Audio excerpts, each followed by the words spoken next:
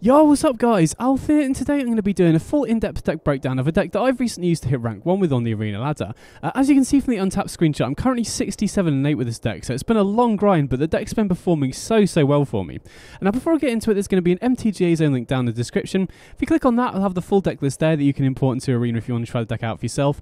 And I'm also in the process of writing a full text article about this deck for MTG Zone Premium that will have more details, a full sideboard guide, how I change the deck for best of one, and some tips and tricks to help you play the deck as well. So as soon as that's finished and up, I'll link that down in the description as well.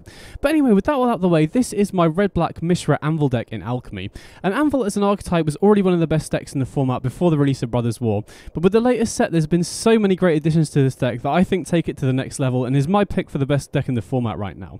So if you're unfamiliar with Anvil, this is basically a deck that either wins by draining the opponent outgrinding them on card advantage, or oftentimes a combination of the two. You know, the main ways that you normally win with this deck is just playing a good grindy game, you know, stabilizing against the aggro, grinding well into the mid to late game against the mid-range and control decks, and as you're doing that, you just deal a bunch of direct damage to the opponent, throw out a bunch of your cards, and then just finish the opponent off once they're at a low life total. So, the two main central cards in this deck are Oniko Anvil and Sanguine Brushstroke. So, Oniko Anvil, 2-mana artifact, and whenever artifacts leave the battlefield during your turn, you create 1/1s, and then you can tap it and sacrifice an artifact to drain the opponent for 1. So being able to just generate a steady stream of tokens is really good in basically every single matchup, because if you're against an aggro deck, for example, you need to chump block, you just create tokens to chump block, you can sacrifice them in response to drain the opponent for more, buffer your life total a little bit. And then if the opponent's playing a slower deck, you can just use them to attack, you know, attack down the opponent's life total or their planeswalkers to apply pressure. And it also pairs really nicely with the Sanguine Brushstroke, specifically the Blood Artist, because once you have Blood Artist in play, if you're creating a bunch of 1/1 tokens every turn and then sacrificing them to the Anvil or blocking with them or trading them off in combat, you deal a bunch of additional damage off the Blood Artist as well. So Oniko Anvil, really good at just ensuring that you always have board presence, and it's just another way that we can deal direct damage to the opponent, which is the whole goal of this deck in general. And then we've got Sanguine Brushstroke, so 3-mana enchantment. When it enters the play, we get a Blood Artist, which is the card on the right here, and a Blood token. Blood Artist, such a powerful card in this deck because it not only triggers when your creatures die, but also when your opponent's creatures die. So if you're trading off creatures in combat, or you're using your removal spells on them, or you use sweepers, or whatever the case may be, you're going to be getting a ton of drain off this, which is really good at both stabilizing against the aggro decks and just dealing a bunch of direct damage to the opponent, which, like I've said, is the main way that you're going to be winning with this deck. So Blood Artist really strong, especially if you can get multiples in play. And then in addition to the Blood Artist, we also make the opponent lose 1 life every time we sacrifice a Blood token. And we have quite a few Blood token generators in the deck. We've obviously got 4 Brushstroke, but we've also got 4 Bloodtooth Harvester and 4 Voldaren Epicure. So it's very possible to just rack up a bunch of Blood tokens, and then especially if we can get multiple Brushstrokes in play, we can just start sacrificing the Blood tokens either to the Anvil to deal even more damage, or to just loot and find better cards, and then just deal a bunch of extra damage to the opponent. So these two cards just together deal such a really high amount of direct damage to the opponent that even if you're not able to attack in for, you know, in combat because the opponent has bigger creatures, you can often just drain the opponent out without even needing to attack, which is the real power of this deck. Then obviously for Oniko Anvil, we need to have some artifacts in play, so the Blood token of Brushstroke is really good at starting off the Anvil train, just putting a bunch of tokens into play. But the other two main cards that we have of getting Anvil online are 4 Voldaren Epicure and 4 Bloodtooth Harvester. So Epicure deals damage when it enters the play and also creates a Blood token, so like I said, you know, any direct damage that you can get is really powerful. Getting this down in the early game is good at just providing an extra chump blocker against the aggro decks and an extra creature that can pressure the opponent. And then the Blood token, you know, again, very nice to have with Anvil because we can play Epicure on turn 1, Anvil on turn 2, sacrifice the Blood token to the Anvil and start producing tokens every turn, which is really nice. And just in general, the Blood tokens are really good at just smoothing out your draws, helping you find land drops if you need. One of the new additions to the deck is Phyrexian Dragon Engine, which is a card that we're kind of actively looking to get into the graveyard. So the Blood tokens of Voldaren Epicure, Brushstroke and Harvester, getting stuff like Dragon Engine into the grave whilst drawing you a card is really nice as well. Then we've also got Bloodtooth Harvester, so this is another one of the most important cards in the deck. So 2-mana 3/2 creates a Blood token, and then we can also use it if it's untapped as kind of like an extra removal spell depending on the amount of Blood tokens you have. And so the flexibility on this card is really huge. If the opponent doesn't have any creatures in play, just a 2-mana 3/2 is decent stats. Getting in for damage in combat wherever you can is really important in this deck because then that's less damage that you have to do with your other cards. You know, if you can start attacking him with Bloodtithe Harvester in the early game, then it becomes much easier to finish the opponent off with stuff like Brushstroke and Anvil. But on the flip side, if the opponent does have creatures in play that we need to be able to kill, being able to use the Harvester to, you know, kill a 2/2 token off Fable of the Mirror Breaker early before they start getting treasures off it, killing like a Blood Artist in the mirror match, killing stuff like Battlecry Goblin against the Goblins deck is so invaluable.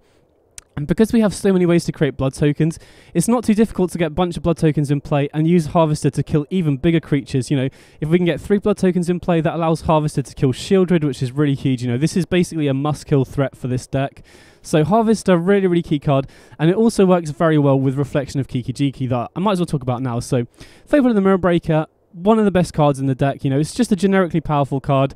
I already liked it in the Anvil shell, and now with the addition of Phyrexian Dragon Engine, I think Fable of the Mirror Breaker is even more important now. So, all 3 chapters of this are really important. Chapter 1, making a 2/2 Goblin Shaman token that creates a treasure token whenever it attacks. So, you know, get this down on turn 3, and then you can just start ramping, which is really huge. You know, we have a lot of stuff to do with our mana in this deck, so the treasures are always going to be appreciated at just allowing us to do more stuff. And it also is another way to produce artifacts that we can sacrifice to Anvil as well, which is really powerful as well. But yeah, in general, just the ability to ramp, get ahead on mana is really key because we have so many good mana sinks in this deck. So that's always really helpful. Then the second chapter, being able to loot, you know, you may discard 2 cards, and if you do draw that many cards, is really good at just smoothing out your draws, helping you dig for land drops, helping you pitch unneeded cards. And now with the addition of Phyrexian Dragon Engine, which, like I said, is a card that we kind of actively want in the graveyard, it makes the chapter 2 of this even more powerful. So it kind of turns it into card advantage if you're able to pitch Phyrexian Dragon Engine into the graveyard. And then chapter 3 transforms into Reflection of Kiki-Jiki, and if this survives, this is just going to completely run away with the game because we have so many good targets with this. Like I said, Reflection of Kiki-Jiki plus Bloodtithe Harvester is such a strong late game engine because you can copy the Bloodtithe Harvester, the copy will create a blood token straight away, and then since the token has haste, you can use it to then kill one of the opponent's creatures. So if you set this up, it's basically just a free removal spell every single turn that also produces a blood token, so you have more tokens to sack to deal more damage off Brushstroke as well. So Reflection plus Bloodtithe Harvester is really powerful. Being able to copy Blood Artist is also really powerful. You know, if you have these 2 together, wait until the end of the opponent's turn, copy Blood Artist, then during your turn you could copy Blood Artist again, so you have 3 in play, and then you can attack in with a bunch of creatures, and every creature that dies drains the opponent for 3, which is really powerful. Another really cool play that I like doing is if you have 2 Reflection of Kiki-Jikis in play and you can activate one of them, and you also have Blood Artist, if you wait till the opponent's end step, you can use Reflection of Kiki-Jiki to copy Reflection of Kiki-Jiki, and basically for each mana that you've got, you can create an additional copy of Reflection of Kiki-Jiki. And since you're doing it during the opponent's end step, the copies survive for your next turn, so you can untap with like 5 or 6 copies of Reflection, and then once you do that, you can then use each of the copies of Reflection to copy Blood Artists, so you end up with something like, you know, 5 or 6 Reflections, 5 or 6 Blood Artists, and then during the end step, you sacrifice all of them, which triggers Blood Artist an insane amount of time. So if you can set this up, that's basically just guaranteed to win you the game, even if the opponent's at a really high life total. Even outside of Blood Artist, you can also copy Voldaren Epicure with the Reflection, which is also pretty nice, you know, deals an additional damage, gets you an extra blood token, which is really nice for the Brushstroke as well. So Reflection, you know, just for the amount of value you get for 3 mana, especially now that we have Dragon Engine as a card that we actively want to pitch to the graveyard, Fable is such an invaluable card in this deck. It's such an important card. Next up, we've got 4 copies of Shieldred. So this is obviously a very format-defining card, one of the most powerful cards in the whole format. 4 mana, 4/5 Death Touch, and then the drain ability in this deck is so important because, like I said, the main way that you're going to win with this deck is either on card advantage or by draining the opponent out. And if the opponent doesn't kill Shieldred and it sits on the battlefield for at least 1 or 2 turns, you're getting so much extra drain off it, which is really good at both stabilizing against the aggro decks and just applying it an insane amount of pressure against the other sorts of decks as well. I'm really high on 4 copies personally because this is definitely just one of those cards where you always want to have the first copy, and drawing it in multiples really isn't that bad because if Shieldred's surviving on the battlefield, you're typically just going to be winning that game, and then if the opponent does find a removal spell for it, having the backup in hand is actually really useful. So Shieldred, I'm really high on this card as a 4 of. I think it's one of the best cards in the deck for sure. And then the 2 kind of best new additions to the deck, Phyrexian Dragon Engine and Mishra claimed by Gik. So I really like both of these cards in the deck, and they obviously synergize very well together as well. So Phyrexian Dragon Engine, even though like I'm calling the deck a Mishra Anvil engine, I actually think Phyrexian Dragon Engine is the better card out of the 2. So 3 mana 2/2 with double strike. and it has Unearth for 5, so that means that you can bring it back from the graveyard with haste, and then it's exiled at the end of the turn. And if it enters the battlefield from your graveyard, you may discard your hand, and if you do, draw 3 cards. So just on a base rate, 3 mana 2/2 with double strike is actually pretty decent in this format overall. You know, it's very difficult for a lot of the commonly played creatures to attack past, especially from the aggro decks. You know, stuff like mono red and mono red goblins and just regular mono red aggro. Basically, all of their creatures have very low toughness, so unless they have a removal spell for this, it's very difficult for them to attack past. You know, even if the opponent doesn't have any creatures in play, it deals 4 damage when it's attacking, and you know, even if the opponent does have a removal spell for it, it's not ideal for the opponent. You know, they don't really want to be killing this because then it just goes to the graveyard and we can get value off it later in the game as well, which is huge. But the main reason I really like this card in the deck is that the Unearth ability is so powerful, because if you get this into the graveyard, either by, you know, having it killed or traded off in combat, or looting it into the graveyard of Fable or one of the blood tokens, then you can just play your, you know, play as normal and then just play your hand out, and once you start running out of resources, you can just unearth this for 5 mana and just draw 3 cards, which is so big. The ability to draw 3 cards is really huge. You also get to attack with it as well. You know, it gets haste, so you can get in for 4 damage, and it's also an artifact itself, so you can then sacrifice it to only call Anvil in main phase 2 before it gets exiled. So Phyrexian Dragon Engine, I really prefer this to a card like Deadly Dispute, because it provides an extra card. It's like decent against aggro decks. You know, Deadly Dispute is good for grinding, but is kind of not that great if you're just getting run down by an aggro deck, whereas being able to just play this as a 3 mana 2/2 against aggro, or just playing it as a 3 mana 2/2 double strike to be able to attack the opponent, is really huge, and then it provides you extra card advantage later in the game. So I'm really high on this card. I think it's really sick in the deck. And then we've got 2 copies of Mishra Claimed by Gix, so 4 mana 3/5, and whenever you attack, each opponent loses X life and you gain X life, where X is the number of attacking creatures. So that alone, you know, is another way for us to deal more direct damage. We're pretty good in this deck at building a whiteboard because of only call Anvil. You know, if we can get multiple Anvils in play, we just produce a ton of tokens. So you know, say we have like 4 or 5 creatures in play, just slamming the Mishra on turn 4 and then just attacking with them drains the opponent for 4 immediately, which is a huge amount of damage. It being 5 toughness is also huge. You know, we've seen from Shieldred how hard it is for the creature decks to interact with it profitably. Now, it is a little bit annoying because a lot of the red decks specifically are running stuff like Brittle Blast to kill Shieldred, which also happens to kill the Mishra, but just in general, it's very difficult for decks to attack past it. And it's just a reasonably sized creature on its own. But the really spicy thing about this card is that if we attack with it and we're also attacking with the Phyrexian Dragon Engine, then they meld together into this card on the right, which is Mishra Lost to Phyrexia, which is a 9/9. And when it enters the battlefield or attacks, we choose 3 of these abilities. So we either choose the opponent to target opponent discards 2 cards, deals 3 damage to any target, destroy target artifact or planeswalker, creatures you control get menace and trample until end of turn, creatures you don't control get -1/-1 until end of turn, or create 2 tapped Power Stone tokens. So this is such a powerful card. I've melded this quite a few times, and I don't think I've lost a single game when I've done it. So the best modes on this is like, typically, if you have like a fairly wide board, you can deal 3 damage to any target, give creatures menace and trample, and give creatures you don't control -1/-1 until end of turn. And those 3 abilities combined is often good enough just to achieve lethal the same turn that you meld into the Mishra. If you don't have lethal, then making the opponent discard 2 cards is really powerful as well. And then the ability to also create the tap power tokens is just nice in situations where the rest of the abilities aren't that relevant. You know, maybe the opponent's empty-handed already and you just want to make use of it. And we do have ways to use the Power Stone tokens. You know, we can cast Dragon Engine or loot away blood tokens to it, but melding into this is obviously super powerful, and it's actually not that difficult to do in this deck either, because we have so many different ways of setting it up. So we can either just cast Dragon Engine on 3, Mishra on 4, and then attack with both. But the main easy way to set this up is just get Dragon Engine into the graveyard before turn 3. So we can either do that by looting with the blood tokens of Foldaron Epicure or Bloodtithe Harvester, just pitch it into the graveyard. Or the easiest way to do it is just play Fable of the Mirror Breaker on turn 3, and then on chapter 2, just put it into the graveyard. Then we can cast Mishra on 4, and then assuming we hit our 5th land on curve, which we probably will because we can dig for lands with chapter 2 of Fable of the Mirror Breaker. We can then pay 5 mana and unearth it. Since it has haste, we can then just attack with them together and then meld it. So even though it might seem like a kind of a pipe dream to do this, I've done it multiple times and it's actually not that hard to set up. And whenever you do get it off, it's usually just good enough for you to win the game. So I really like these cards because they both individually work really well with the Anvil Shell in general, and then the ability to just meld them together is so sweet and just often wins you the game on its own as well. And then the removal suite, we've got 4 Go for the Throat, 2 Voltage Surge. So Go for the Throat, really great addition to the deck. I was previously running 4 Infernal Grasp in the deck, and I think it's really important to run more of a catch-all removal spell because you need to have ways to kill Shieldred. If the opponent lands a Shieldred and you don't have a way to kill it, it's very hard to win because, like I said, the 2 main ways you win with this deck, either draining the opponent out or on card advantage. And if the opponent has an active Shieldred in play, not only is it going to stop you from winning by draining the opponent out because they're going to be gaining life every turn, so much of this deck revolves around drawing cards because you've got losing off Fable of the Mirror Breaker and the Blood tokens, you've got Dragon Engine as well. So having an opposing Shieldred in play that you can't kill shuts off so much of your own game plan as well.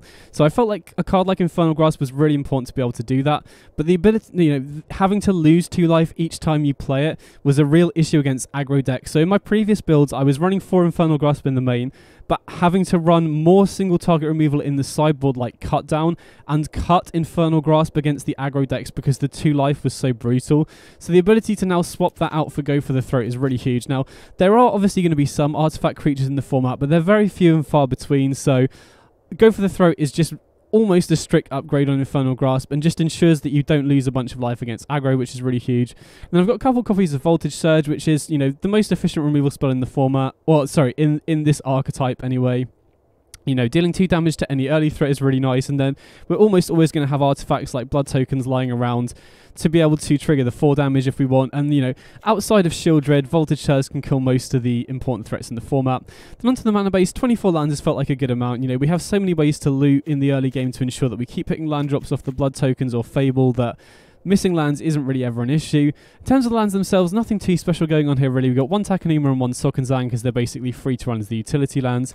Crossroads is really nice as a way to mana fix and just scry when we need to as well. And it is very important in this particular build that we are running enough red sources. Now, it is obviously predominantly a black deck, but in this particular build with the new cards, we do need double red to be able to unearth Phyrexian Dragon Engine, and we do need double red for Brotherhood's End post sideboard, so you do need to be running enough red sources in the deck to make it work, but Crossroads definitely helps out with that.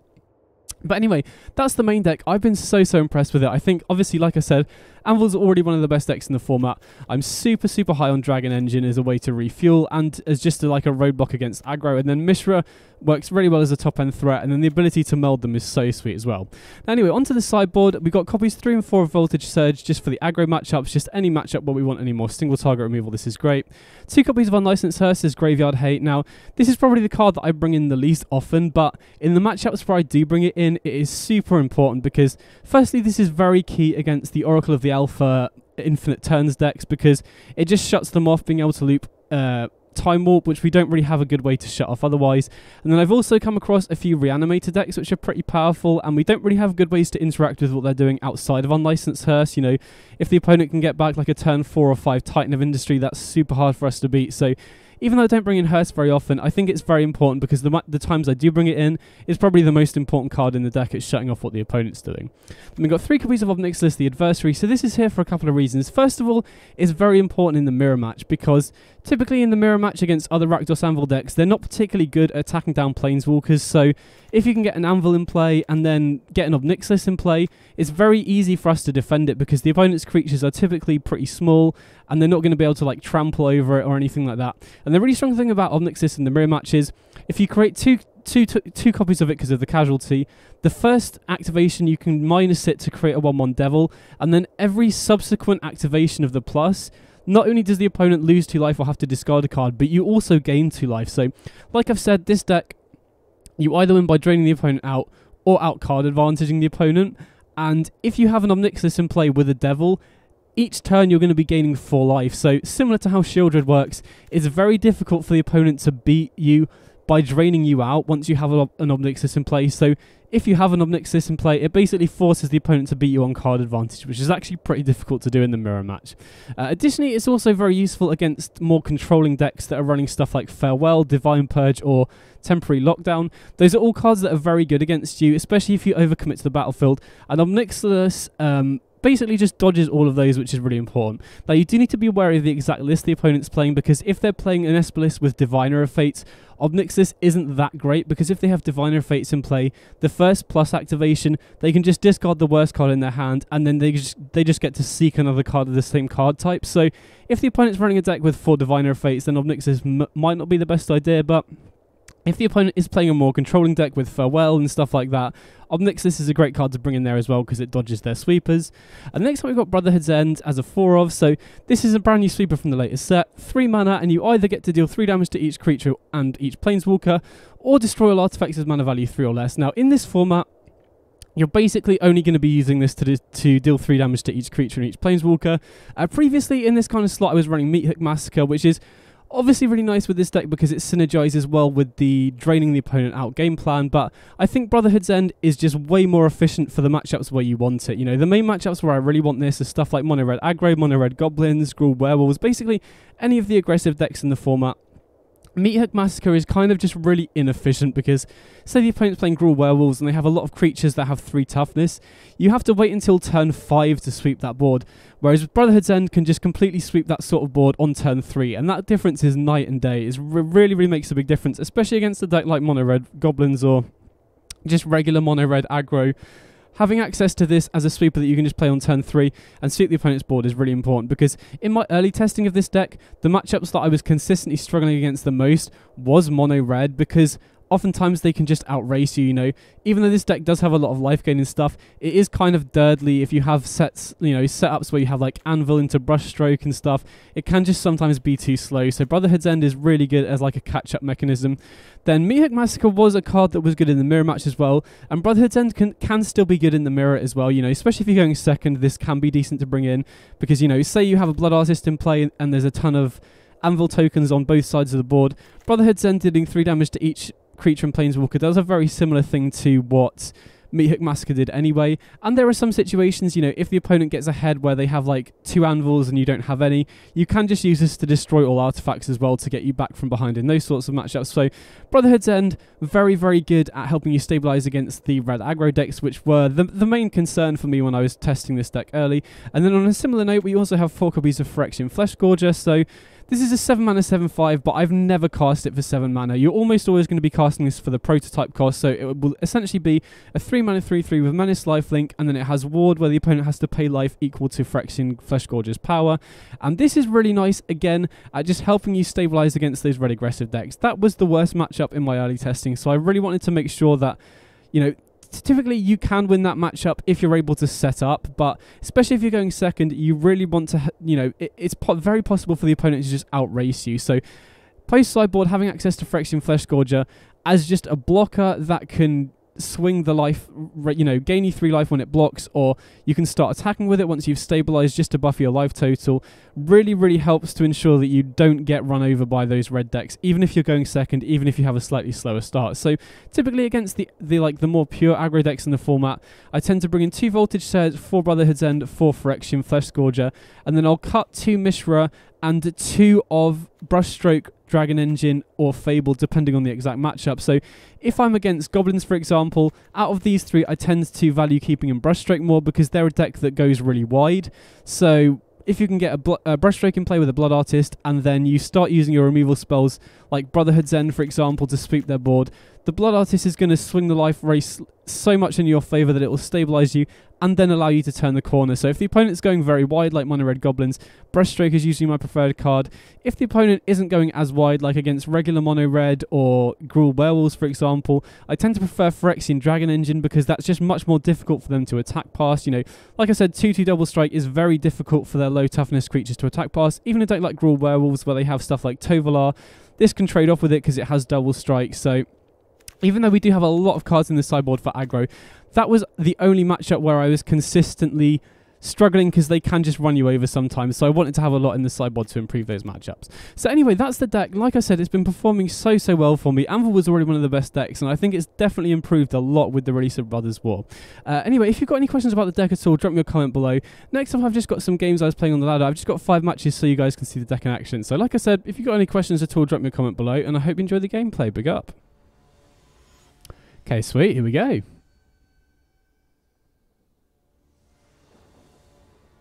Okay, so we're going second here.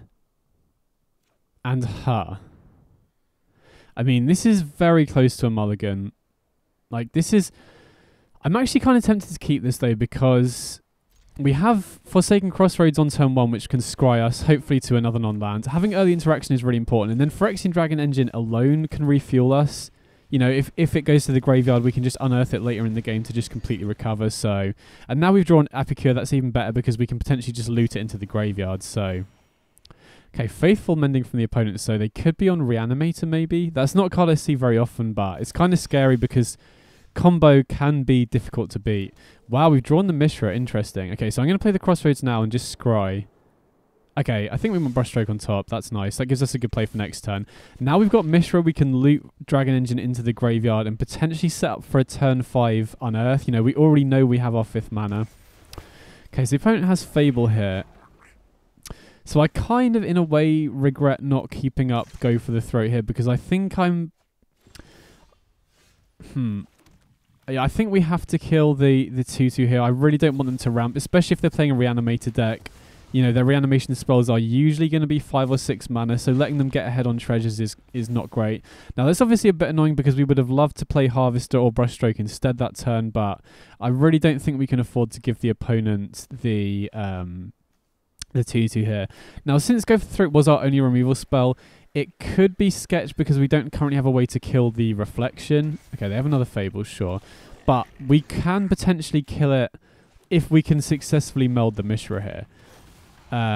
So we can't attack here, but if the opponent doesn't have a way to kill Mishra here, they're going to flip the Reflection. But if we can meld here, we can use the mode to deal 3 damage to Reflection to kill it.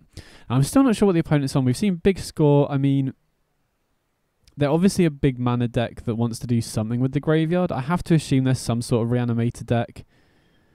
But yeah, we'll see. I mean, hopefully we can meld the Mishra here. If we can't, it could be a bit sketchy because they get to activate Reflection, but we do have Bloodtithe Harvester in hand, so even if they do kill the Mishra here, I don't think I'm going to block here because they could have, you know, Molten Impact or something to kill the Mishra, which I really don't want to let them use.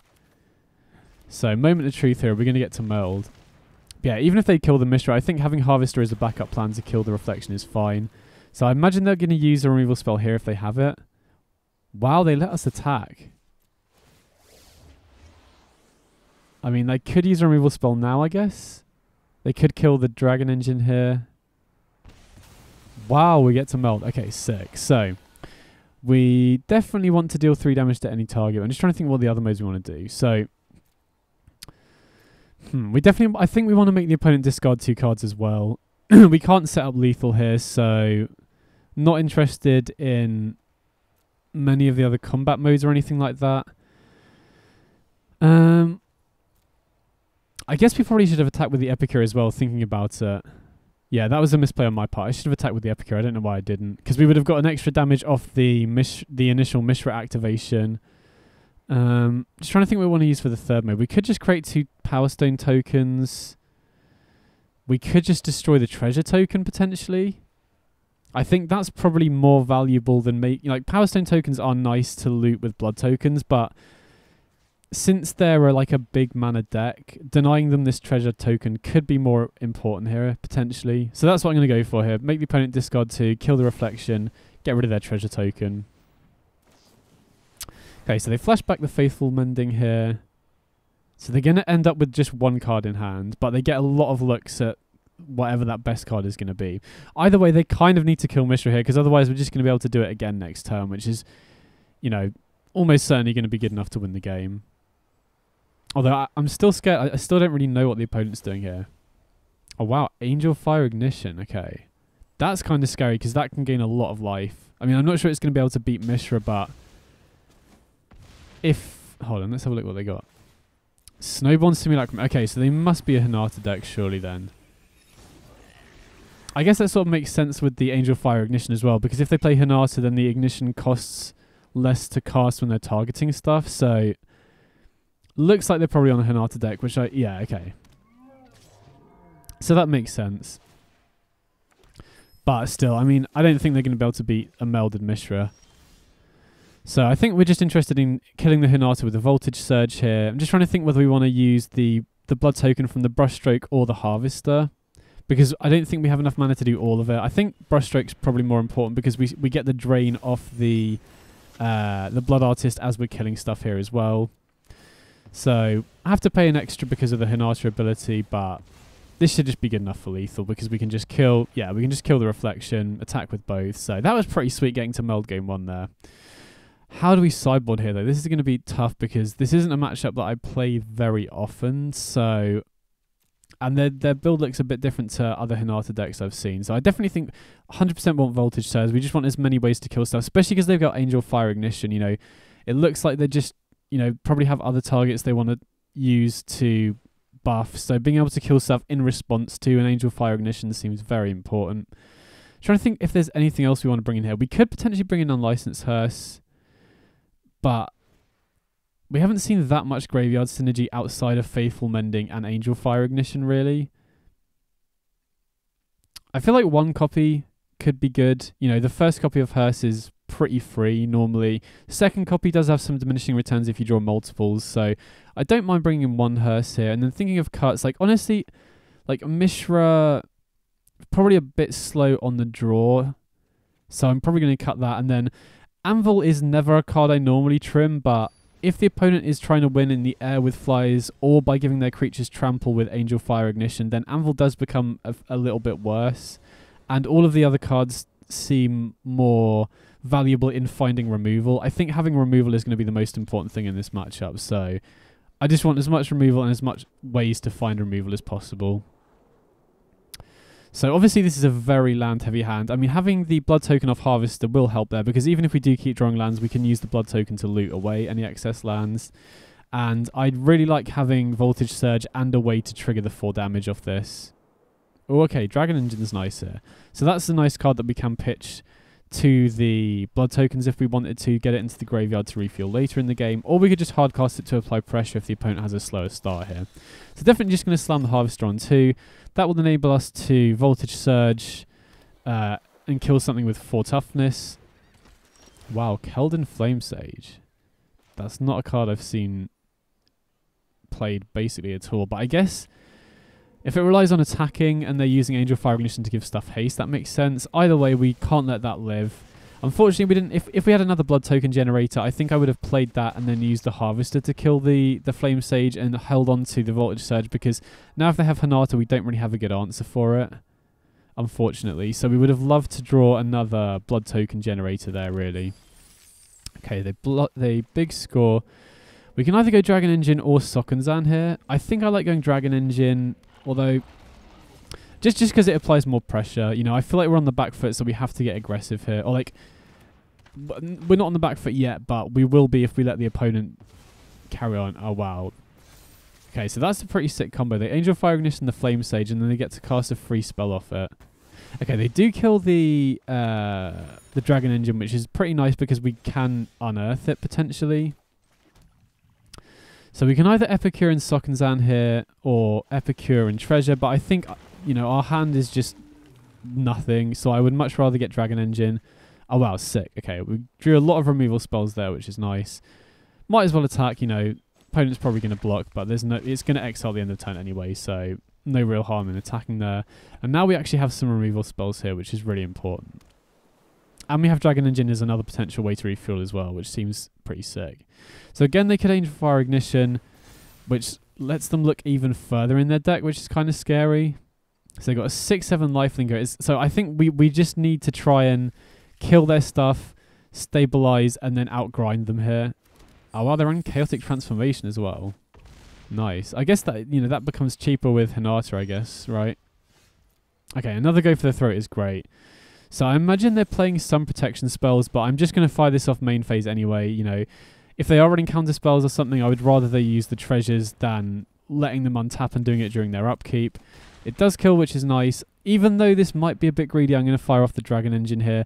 Only reason I'm saying that is because they could potentially go like another creature into Angel Fire Ignition, and we could stop that if we held up a removal spell, but I feel like we need to start applying pressure back while they do. Okay, so maybe that was a mistake on my part. Maybe I shouldn't have played the Dragon Engine. I should have just held up the go for the throat. Yeah. Maybe that was probably a mistake on my part then. Again, I'm going to fire this off now. If the opponent has a protection spell, we kind of just lose the game here, I think. Because Voltage Surge... Okay, sweet. Yeah, so I think last time was definitely a misplay. I should have... Although I don't know, because if they don't have exactly Angel Fire Ignition, then we're just slowing down our clock, which gives the opponent more time. So I'm not really sure, to be honest. So do we crack... I want to keep this treasure around because I want it to be able to kill Hinata if they have a second one, or just any creature in general. Having the treasure token allows us to trigger the extra mode on Voltage Surge. And I want to hold up Takenuma here as well, just as a way to rebuy a creature, if the opponent doesn't do anything in particular anyway. Wow, Portal to Phyrexia. Yikes, okay. This is going to be a very tough game to win now.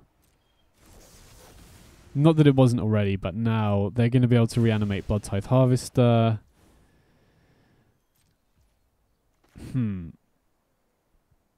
What do we do here? So we could get back a Harvester. I kind of just want to get back this Dragon Engine here and then try and find something better. Although, to be honest, maybe that was a bit greedy as well because we lose... Thankfully, we did draw another removal spell, but having Voltage Surge there was actually pretty important. So maybe that was a misplay. Maybe I should have held on to the Voltage Surge because had I not drawn Go for the Throat, we would just potentially... Oh, wait, we are just going to lose here then, I think. Because... Yeah, we can't... Yeah, okay. So that kind of sucked because we can't go for the Throat the Dragon Engine. They can just Angel Fire Ignition and attack. I'm just trying to think if we could have played around that because had we held on to... Yeah, if we'd held on to the Voltage Surge, we could have killed the Dragon Engine. So yeah, the Unearth there was a mistake on my part, I think. I should have probably just channeled Takenuma, got back Blood Tithe Harvester, played it and held open the treasure in case we needed that. So yeah, I think, yeah, I definitely should have held on to the Voltage Surge. That was really greedy because either way, had we not drawn a Go for the Throat, we would have been very vulnerable there anyway. So having seen more of their deck, it doesn't really look like they've got that much more graveyard synergy. So I'm not sure that Hearse is really what I want here. So I think on the play, I just want more Anvils back in just to apply pressure to the opponent's life total. Angel Fire Ignition is pretty scary, but again, I think as long as we can get removal to stop them getting that buff on their creature, we should be in good shape. So this hand looks pretty nice. You know, we've got Crossroads to help us find the fourth land. We've got two Shieldreds here, which I think is going to be hard for them to beat even with Angel Fire Ignition, especially if we can get it down on curve. So with the Crossroads here, we're definitely just going to scry for the fourth land. That's the most important thing here. And even if we do draw more lands, it's not an issue. We have the blood tokens off Blood Tithe Harvester to loot anyway, you know, loot away any excess ones that we've got. Plus, you kind of want to hit your fifth land anyway so that you can go like, you know, cast Shieldred, hold up Voltage Surge. So we really do just want to make sure that we're hitting lands here. So opponents in the tank here about their mulligan. I'm pretty happy about this keep overall. I think we're going to play this Crossroads on black just so we don't have to take life off the Sulphurous Springs. And also you do want double black, double red as a priority. You know, obviously double black for Brushstroke and Shieldred, and then double red for the Unearth on Phyrexian Dragon Engine, and Brotherhood's End if you're bringing that in as well. So, opponent's still thinking about their keep. Again, you know, I'm not super familiar with their deck. I haven't played against a ton of Hinata recently, especially their build looks like it's built around Phyrexian, about Angel Fire Ignition. Again, I think we're just looking for lands here. We'll bottom anything that isn't a land. But yeah, I think Shieldred should be hard for them to beat. We didn't really see good answers to that so far. And having access to Voltage Surge, especially now that we have an artifact in play, should hopefully slow them down a little bit anyway. You know, from what I've seen, it looks like their deck is kind of get a creature in play, buff it, and attack. So removal spells are going to be really important here. Okay, so Anvil's nice, you know. We got the fourth land and we had the Anvil anyway. We can sacrifice the blood token here because we can still sacrifice the 1/1 to Voltage Surge to deal 4 damage anyway, so that's not an issue. And then if the opponent does play a creature here, we can... Oh, they Fragment Reality, so we'll get a Voldaren Epicure, which is nice. Gives us another blood token, so we have more fodder for the Anvil now, which is sick. Okay, draw Haunted Ridge. We'll attack here, and then I think we're just slamming Shieldred.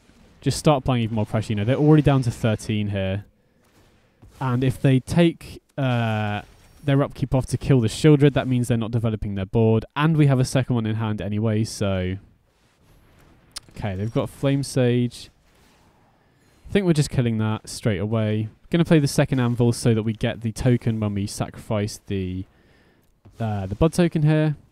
Now, we could have sacrificed the 1-1 instead, but I think I just want to apply as much pressure as possible here. You know, we're putting them down to, what is that, 4 already, going down to 2. Oh, we just win here, right? They go down to 2. Just want to make sure they don't have anything to gain life at instant speed. They go down to 2, then we can just sack. Oh, well, they had a removal spell as well. I thought Arena put stops in place. Oh, well. We'll take that either way. Sick.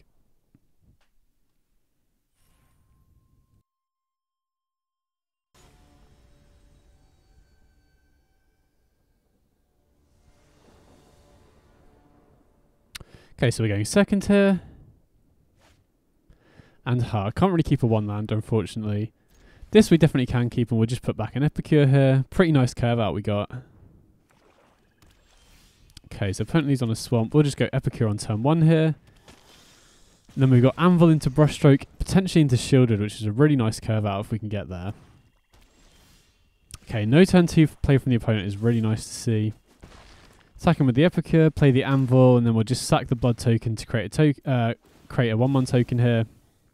And then I think generally out of the two, I prefer getting Fable into play before the Sanguine Brushstroke, just because, you know, we want to get... Okay, they Mythic Massacre, sure.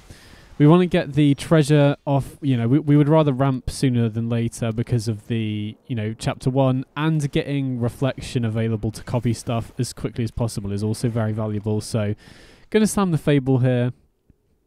And then also if we get to attack with it, we also get to produce a treasure token which provides more fodder for the Anvil. So unfortunately they get rid of the Shieldred here, which is a little bit annoying. Okay, Voltage Surge is a nice draw. So that now enables us to attack with the 2-2, which is pretty huge, because it enables us to get Anvil online. I'm just trying to think whether we want to play Brushstroke or Harvester. If we're going to play Brushstroke, we should probably play it pre-combat so that we get an extra drain when we kill this City Stalker here.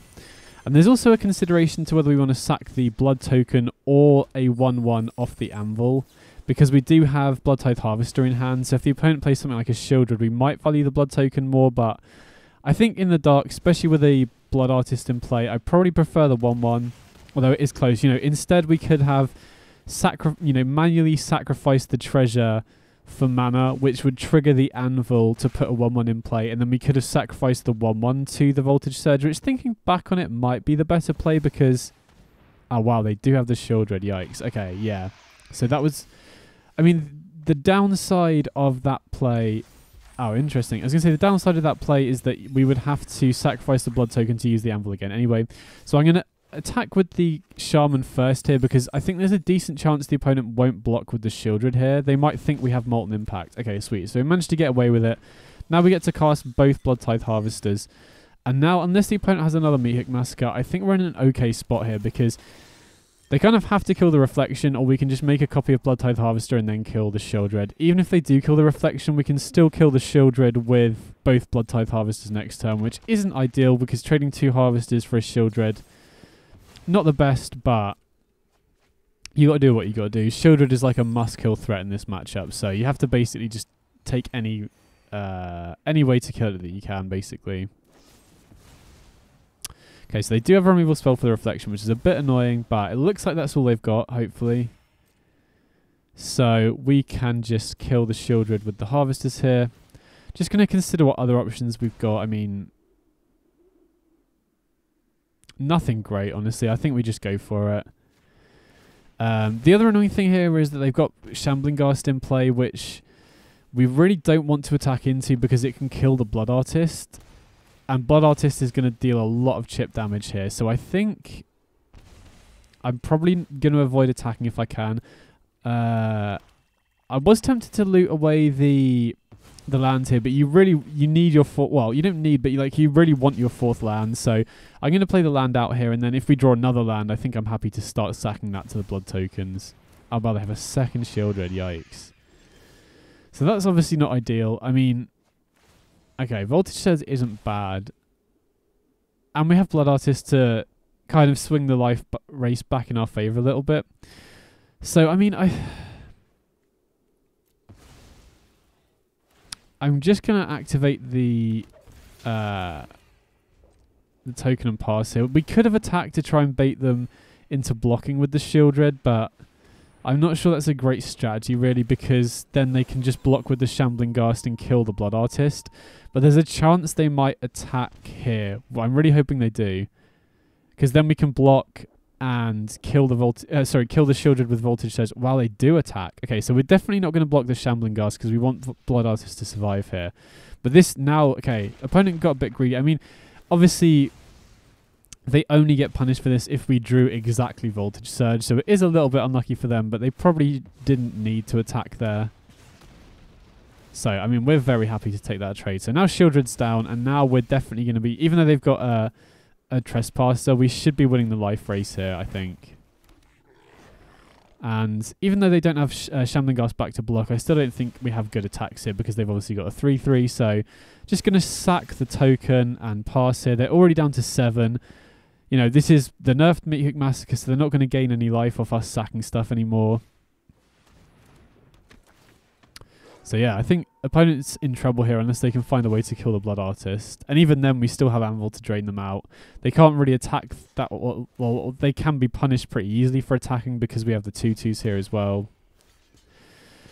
So I'm just going to double block. If they have a cut down or something, that's fine with me. You know, baits a removal spell out, and we still get to drain them a bunch off the Blood Artist as well. Doesn't look like they do, so we get to kill the Trespasser here, which is really nice. And we get to discard the Dragon Engine. Okay, yeah, opponent skews it up. Nice. So it looks like we're against kind of like mono black with a white splash. I'm not sure what the white splash is for. Hard to say. So, I mean, honestly, overall, I think we're pretty well positioned. I'm just going to submit because typically against mono black, I really like the way the deck is set up. You know, they're not a deck where they're really applying pressure as fast as, say, mono red aggro does. So we don't need any of the board sweepers or flesh gorges, really. You know, I think in general, bringing those in makes your linear game plan worse and your ability to grind worse, but it ensures that you stabilize against the really fast aggressive decks, which is the most important thing in those matchups. In these matchups against like the black decks where it's much more grindy, it's much more card advantage focused, especially because it looks like the opponent is also playing some ways to gain life off like Graveyard Trespasser and Shieldred. So I think this matchup is going to come much more likely to come down to card advantage, and I think the main deck is super well set up because you obviously have your core synergies of Anvil and what's it called? I've forgotten the name of the the most important card in the deck. The one that produced the Blood Artist. Brushstroke, there we go. So obviously you got the core of that, but then the ability to grind with stuff like Dragon Engine is so huge in these sorts of matchups. You know, the ability to loot away with the blood tokens to help you dig towards what you need is really huge as well. So I really like how the main deck's set up. And then Mishra, you know, this is the sort of matchup where it should be easier to meld. Like, obviously, the opponent's going to be bringing in more removal post-sideboard to deal with our Shieldreds, but in general, you know, we don't have to worry about getting attacked down that much. So if the game goes long, this is the sort of matchup where you could look to meld. You know, if you've got Dragon Engine in the graveyard and a Mishra, if it survives, you can just set that up. And if you meld Mishra in this matchup, like I said, it's all about card advantage, and getting 3 of those abilities every attack is just going to completely bury the opponent. So yeah, really like how the main deck's set up. And this hand looks pretty nice as well. You know, don't have a turn 1 play, but we've got Harvester into Fable, into either Mishra or Shieldred. I think which one we play will depend if we can find a Dragon Engine here. If we can find a Dragon Engine to pitch with the Fable... Oh, okay, they duress, so we lose the Fable here, unfortunately. Okay, another Shieldred, so we're definitely looking for a land here. We're going to bottom anything that isn't a land. We just need... Obviously, with this hand, we just need that 4th land. I mean, in general, you want your 4th land anyway, but with 3/4 drops... Okay, sweet, we got there. So we got the 4th land already, which is sick. Going to run out the Harvester here. Okay, Painful Bond from the opponent. Interesting. Hopefully we find a play to go on turn 3 next turn. Okay, we don't, but I don't think there's anything we really want to loot. I mean, maybe we want to loot away at Shieldred. I'm not sure we need all 3, but maybe we will. We'll see. Okay, no play from the opponent, so... Trying to think what they could possibly have in hand here. I mean, I'm going to slam a Shieldred here. If they have a removal spell, that's fine. If they don't, then we have two. You know, if they have a removal spell, we have two backups, and if they don't, we're probably just going to start running away with the game. Okay, they have Invoked Despair, so that explains the kind of slower hand. I mean, this is applying a lot of pressure though, because they're taking taking 4 damage there. We can slam Mishra here, which then means they take 5, and then they go down to 1 off their draw step unless they have a removal spell. So even though the opponent's way ahead on actual card advantage, we're so far ahead on tempo here. Wow, they didn't set them as stop again. Huh. I thought Arena had set stops during the upkeep. It's been working for me. I don't know why it hasn't for some of my opponents. It's weird. Okay, so they have a brush stroke, but I don't think it's really going to be good enough on its own. Wow, especially, wow.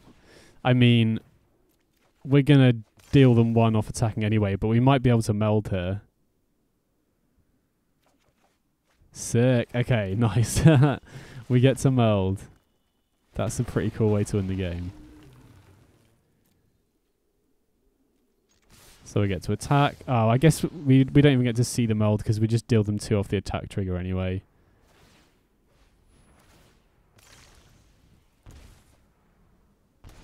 Sick, we got there. Nice.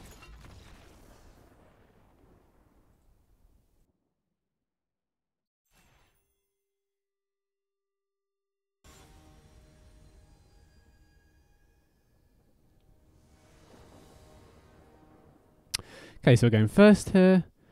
And can't keep a no-lander. Oh, wow. Can't keep a 1-lander either.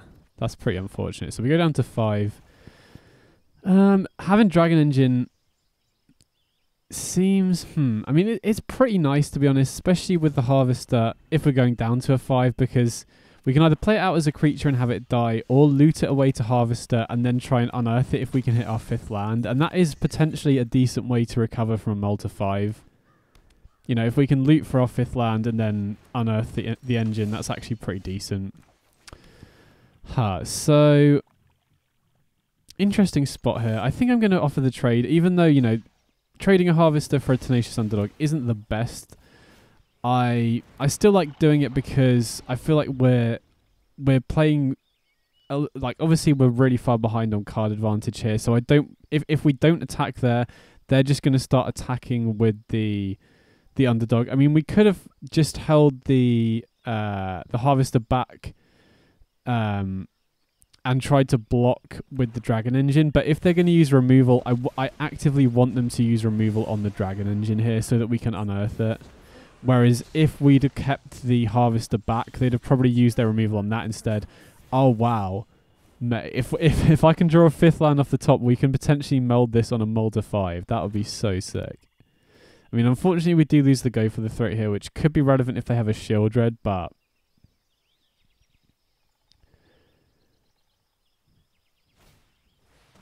Oh, no, they have the Trespasser for the Dragon Engine. Man, that would have been so sweet to get a meld on turn 5 on a mull to 5.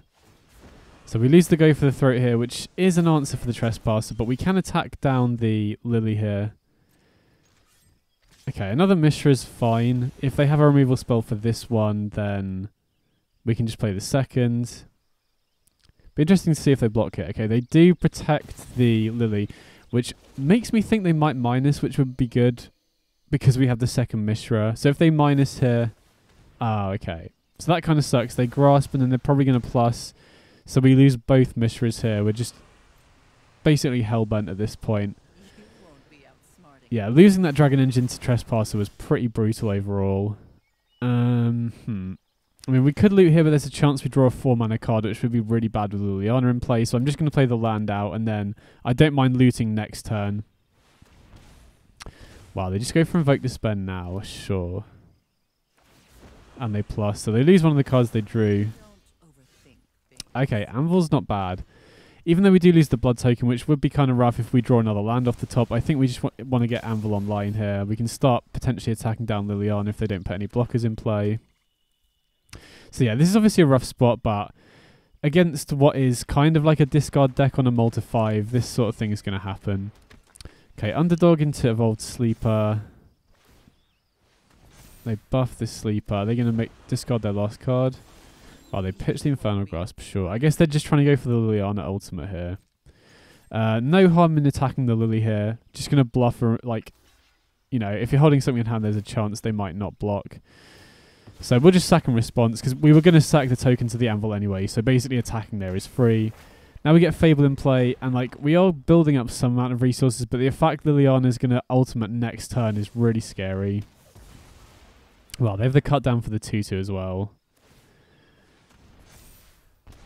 Well, I'm surprised they didn't plus before they activated the Evolved Sleeper there. Unless they're going to minus the Liliana here, which I'm pretty happy about if they do, because the main thing I'm worried... Well, obviously I'm not happy about the spot we're in, but I'm more worried about a spot where they could ultimate the Liliana next turn. Whereas now I think we do actually have outs. Wow, okay, that's a sick draw.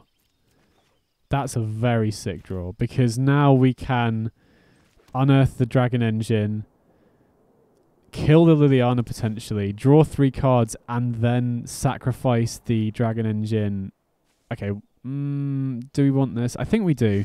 That gives us a way to kill the Evolved Sleeper. So, unfortunately, we do have to ping ourselves down to 8, but assuming they don't have a removal spell for the Anvil token that we make, we're actually potentially back in this game. I mean, being at a low life total when we're facing down 7 power is kind of sketchy. Having to pay 2 red from the Sulphurous... what am I saying? The Sulphurous Springs there was pretty rough. But at least we get a life back off the Anvil here. So, just need to survive this turn, and I think we've actually got a chance, because then the Fable's flipping into the Reflection next turn as well, which is really nice. And then, you know, we can play Epicure. Oh, okay. So we just lose to the Invoke Despair. So that's a bit annoying, but we were on a Malta 5, and we did actually get really close to coming back into that game. If we hadn't had to pay for the Unearth with the Sulphurous Springs, we actually have a decent shot there, I think. So against Mono Black, honestly, I like the way the main deck is set up against Mono Black. The only stuff that we really want to bring in from the sideboard is if we're against an aggressive deck where we want the stuff like Brotherhood's End or spot removal. You know, against any deck that we want extra spot removal, we'll obviously bring the Voltage Surge in, but Mono Black and these sort of black base mid-range decks tend to have a pretty evenly split of, you know, creatures, removal spells, and some planeswalkers and stuff like that. So I think 6 removal spells is good enough for those matchups, and the main deck is very well set up to grind in general, and that's the most important thing in this matchup. So I think, yeah, I like the main deck as it is against these, like the mono black decks. I mean, I don't like mulliganing against mono black because they could bring in discard spells against me, but I don't think we can keep that. This is much better, though. I really like double Fable in this matchup. You know, it's all about grinding, and there aren't many better cards at grinding than Fable. I think we're probably going to put back the Epicure. I really value Go for the Throat, especially because I imagine the opponent's going to be boarding up, you know, potentially 4 copies of Shieldred, so we really want answers to that. And, you know, in general, Go for the Throat's always going to be useful. And then, yeah, just put the Epicure back. We get to scry on turn 1. We already have our 3rd land for Fables, so pretty good multi 6, I think. So going to lead on black. I think getting your 2nd black first is more important. Going to keep the Dragon Engine because that's a card that we actively want to loot with Fable, and it's another card that is just really strong in this sort of matchup anyway. It's like really, really good at grinding. So get to Fable on 3, pitch the Dragon Engine for later in the game. Okay, opponent does have Duress. I mean, thankfully we kept 2 copies of Fable here. And, okay, Brushstroke's pretty nice as well. So we get get the Fable down here. See what the opponent does. Okay, they have Trespasser. So that's not what we wanted to see, because I think we have to, since we're not drawing lands, we have to pitch the Dragon Engine here, which I think kind of forces us to use Go for the Throat on the Trespasser, which I really don't want to do, especially going into their turn 4 where they could have Shieldred. I mean, now we've got our own Shieldred, I don't really mind that as much, because that is a way that we can, you know, grind again. If we have a Shieldred and they have a Shieldred, it's not too bad. But yeah, since we have Dragon Engine in the graveyard and we don't really have a good way to... I mean, we could have just attacked and played our own Shieldred, but then I think we kind of get blown out by a removal spell from the opponent's side, so... And I think I value... we could have kept Anvil to play there, but I think I value Brushstroke more in this matchup. Oh, well, they have a 2nd Trespasser. So we lose the Dragon Engine, but that's not the end of the world. Wow, Concealing Curtains, okay. So they can potentially strip a card from our hand with the Concealing Curtain. So I think we just need to slam Shieldred here. It's definitely the most important card compared to Brushstroke. Doesn't look like the opponent has a removal spell here either, which is really nice. So if they do activate the Concealing Curtains... Oh, well, they just go for Meathook. So we lose Reflection, which kind of sucks. But we do get to resolve the Brushstroke, which is nice. So we slam the Brushstroke here. And then might as well attack. And then, you know, they'll be going down to 11. Even though they can crack back with the Trespasser, we're definitely going to be winning this race if they don't have an answer for Shieldred soon. So definitely want to get in for damage while we can. Because, you know, if we give them time to draw into stuff like Invoke Despair, that's really not going to be great. Okay, Sorin, I assume they minus here. And then they can potentially double block the Shieldred. Obviously, the lifelink on the 2/3 is obviously good for them as well. Want to make use of my mana here, so I'm just going to loot away this land. I'd love to find a removal spell here. Okay, another Shieldred's not bad. Wow, and we found a removal spell as well. Okay, that's sick. So we're definitely going to attack the Sorin here. I imagine they double block, or they could just chump block with the Concealing Curtains. Now, we could potentially save go for the Throat 4 and opposing Shieldred, but I like doing this because it blows them out in combat. Gets rid of the 2/3, you know, gets rid of both creatures, keeps our Shieldred in play. They obviously don't have a Shieldred or a removal spell, so, and I think they're more likely to have more removal spells than they are Shieldreds. And so, you know, I would rather, you know, I think it's more likely that my Shieldred dies than they play their own, if that makes sense. So that's why I prioritize keeping the second Shieldred here. Okay, so they invoke Despair. We can sacrifice the Blood Artist here, and they take 2 off the draw trigger as well. They go down to 3. So, opponent's under a lot of pressure here. And they're basically under pressure to find a way to kill Shieldred, and we already have the backup here as well. Now, it is a bit concerning they have the Sorin here, because they have enough loyalty on the Sorin to minus and then start attacking with the 2/3, which is a little bit concerning because, you know, we're very ahead on the life race, but in terms of card advantage, they're probably ahead right now. I mean, obviously, we don't know what they have in their hand, but they have an active Planeswalker in play, so... Either way, they go down to 1, so they kind of need to find a removal spell now, basically. Wow, they Meathook for 5. Okay, so they did have a way to take out the Shieldred, but we just have the backup, so I'm very glad that we held on to this. And, you know, the main reasons why I was holding a land in my hand there as well is in case they have a Liliana. But yeah, unless they have a removal spell, we should just win here. Okay, sweet, nice. So that went a lot better. Obviously, not mulling as much that game definitely helped. Again, I'm just happy to run it back. I'm very happy with how this, you know, the main deck's configured in this matchup. And yeah, Shieldred is definitely going to be the defining card in this matchup. I think I assume the opponent is running at least 3 or 4 copies, especially post sideboard.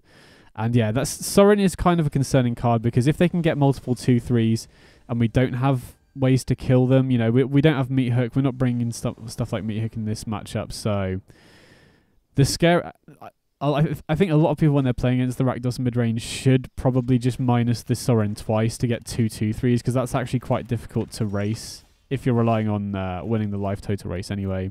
So this hand's pretty sick. You know, we've got definitely just scry lands at the bottom. We've already got enough lands. But yeah, we've got Harvester on 2 into Fable on 3. Almost always want to play Harvester before the Anvil. You know, generally, again, a good rule of thumb with this deck is you generally want to get Harvester in play as quickly as possible so that you can potentially use it as removal if you need, because obviously you need to untap with it to use it as removal.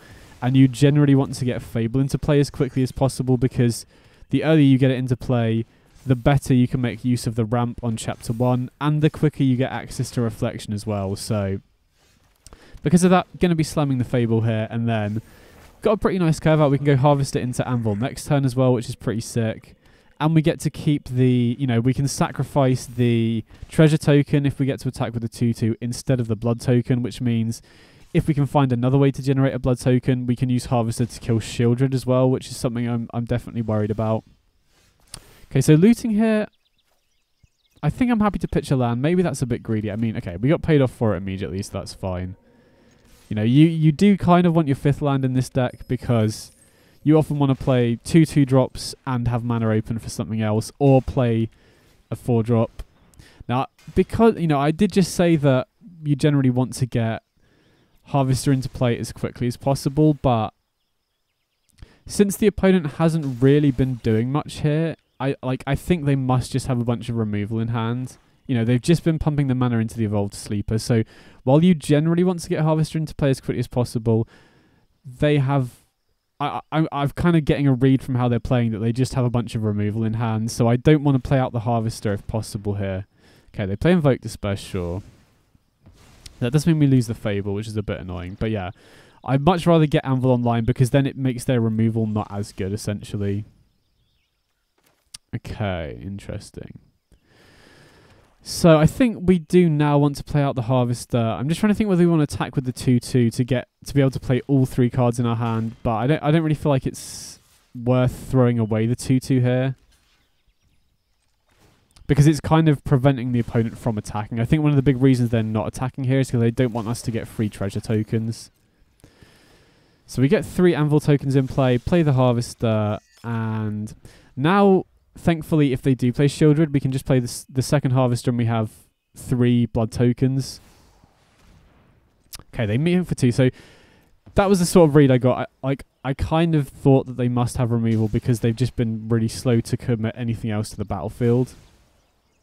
I mean, it's not the end of the world because we do have the backup Harvester, and we can, you know, we already have the blood tokens in play to get Anvil back online again. Opponent's already down to 11 as well, you know. Mythic Massacre doesn't gain the opponent's life anymore, so we don't have to worry about that, really. Okay, so even though this does mean that Harvester can no longer kill Shieldred, I think we just want to loot here, which gets the Anvils online, sees what we could draw. Because, you know, I would rather loot first in case we draw something like a Shieldred, because if we play the Harvester first and then draw a 4-drop, we can't play it, so... Run out the Harvester here and just pass the turn. I do want to loot away this land, but I don't want to use my blood tokens unnecessarily. You know, if they have another Mythic Massacre, for example, I would rather save my blood tokens. Yeah, okay, so opponent did have a lot of removal. But yeah, I would rather save my blood tokens to activate during my turn to trigger the Anvil, basically. Well, they attack. Okay, I mean, I'm happy to just block here and use one of the Anvils because we want to chip away at the opponent's life total wherever we can, and we're also not at the highest life total ourselves, so I think that's a pretty easy chump block there. Well, they activate the Sleeper, so they go down to 9. Okay, I guess they have Trespasser to gain them a bit of life back, but that seems a bit risky from the opponent's perspective. So since we don't really have great attacks here, I'm just going to activate all the Anvils now. You know, we're probably not going to start attacking past their creatures, so I just want to chip away at their life total as much as possible. Shieldred is obviously a sick draw here. Now I'm very glad that we were chipping away at the opponent's life total. We can just loot this land away now, and this is why I wanted to save the blood tokens for my turn, so that we can just keep, you know, ensuring that we have fodder for Anvil. And, you know, in a spot like this where you don't necessarily have great ways to attack past the opponent with your 1/1 tokens, it's generally a good idea just to make sure you're using Anvil every turn, because you don't want to be left in a spot where you have a bunch of 1/1 tokens that can't attack, and you could have been draining the opponent out the whole time with Anvil, because, you know, it's only a once per turn activation, so now we put them down to 5. Okay, sweet, nice, we got there.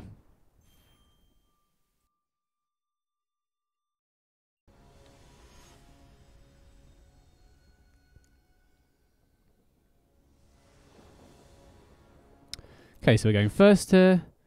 And yeah, I think this is fine. You know, obviously we need to dig our 3rd land, but we've got Forsaken Crossroads to help us get there. Double Harvester, double Anvil is pretty sick as well. Okay, so we're basically bottoming anything that isn't a land here. Let's see what the opponent's on. Okay, Kumano faces Kakazan, so probably mono red if I had to guess. So we'll just lead on Harvester here. Not drawing our 3rd land is a bit sketchy, and like, if we're in a situation where we miss the 3rd land drop, I think, you know, obviously we could go 2nd Harvester or Anvil, but... Oh, wow, okay. Rahilda. Oh, wow, okay, this is really rough. So I think we have to Voltage Surge the Rahilda here, which is really rough, because I was going to say, if we miss the 3rd land, I think it's worth risk, like, I would be happy to use the blood token to try and loot for the 2nd land, but now we don't even have that option anymore, so this is pretty rough. especially against an aggro deck. Like, this is the one matchup where I wouldn't want, you know, where missing our third land is going to punish us the most. Okay, interesting. So they've got Stormseekers. So it looks like they're on Werewolves here. Wow, we missed the land again. So this is obviously pretty unfortunate. I think had we hit our third land on curve, we would have been in a really, really good spot here. But as things stand, we're pretty far behind already. I mean, it depends what the opponent has. If they have like a really big... If they play a big threat and they can give it haste immediately, like a Tovolar or Helana and Elena, then I think we're in real trouble here. But okay, Molten Impact's not great either, because any of the threats that we could play next turn, even if we draw land into Fable, any spell that they have will be able to kill the either the Harvester or the 2/2 off the Molten Impact excess damage. Okay, so we did draw the third land, and thankfully we have Fable as our play, which should hopefully be able to find us the fourth land. Okay, they do have Tovolar, and it has Trample now, and they can give it haste, so this is pretty rough.